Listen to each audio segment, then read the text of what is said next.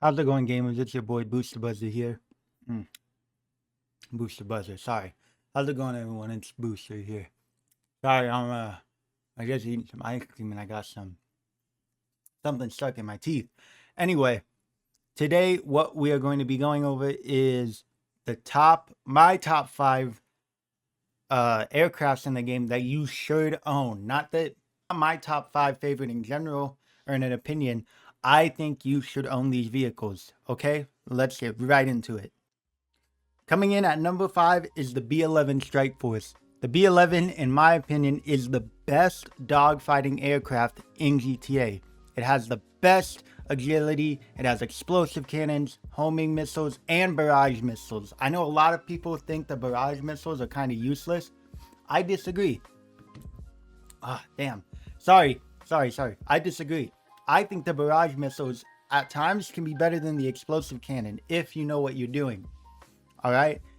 It was released with the After Hours DLC, and even though that DLC is almost 8 years old, God, that's crazy to think about, that we still haven't gotten GTA 6. That GTA Online DLCs, they're older than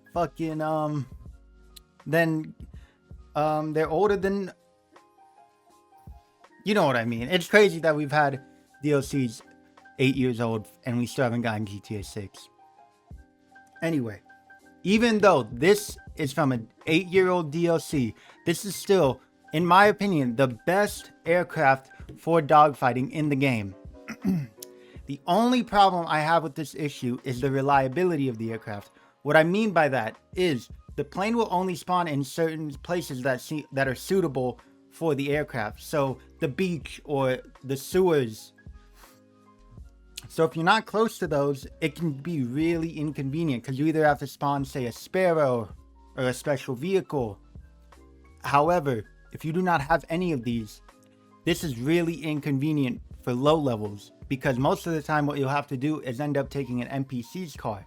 And if you're just trying to defend yourself from a fucking Mark II or another jet or something like that, there's a big chance you can get blown up while trying to drive over to your B-11.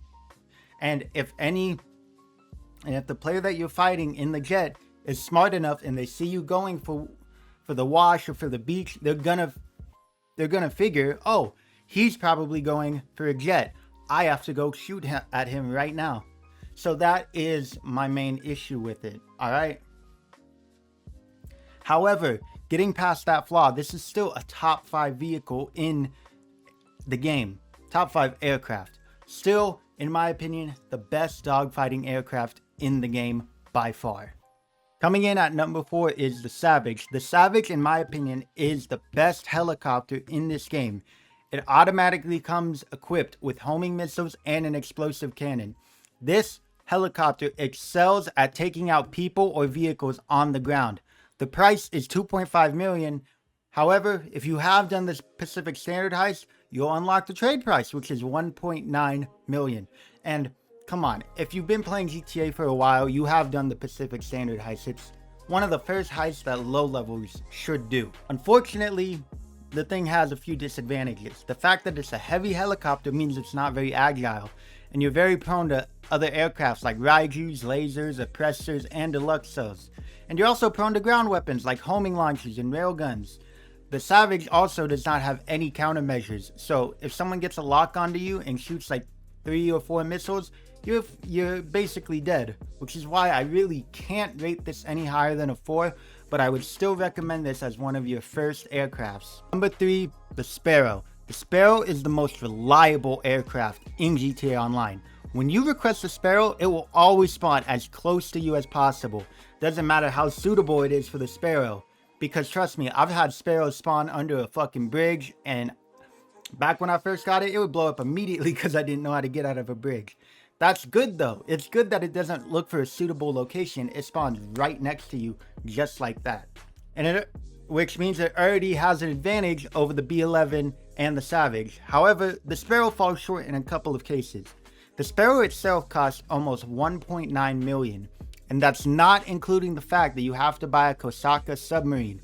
However, I don't see that as a big con because because you should buy the Kosaka. The Kosaka should be one of the first things you buy when you start playing GTA Online, strictly because it has the best heist in the game, the Cayo Perico heist. And you should also buy the Sparrow immediately, because the Sparrow will cut the prep time for the Cayo Perico heist in half. What does fall short is that the Sparrow does not come automatically equipped with any weapons or countermeasures. You have to buy both. And say you're a low level who just, I don't know, spent $3 million on a submarine, you probably don't have enough to buy those things. So say you're in a bad lobby, right? Like, a lot of people get in bad lobbies, a lot of bad apples, right? If you're in that spell and someone comes running towards you with an oppressor, a deluxo, anything at all, you are a sitting duck. However, Sparrow missiles were some of the best missiles in the game for killing ground units. And obviously, you have countermeasures too, which is always nice. So, even though it costs a pretty penny and it doesn't have any weapons or countermeasures automatically equipped when you buy it, it's still a number. Number 2 is the Raiju. The Raiju is by far the best jet in GTA, outbeating the Laser and the Hydra. It comes with stealth capabilities and veto mode, which means it's basically a Hydra and a Laser and an Akula on steroids. The normal price for the jet is 6.8. However, you can get the trade price if you do the San Andreas Mercenary DLC missions, which will be took down to 5.1 million. However, you have to buy the operations terminal in the Avenger, which is 1.4 million. And that's also not including the fact that if you don't have the Avenger, you also have to buy that.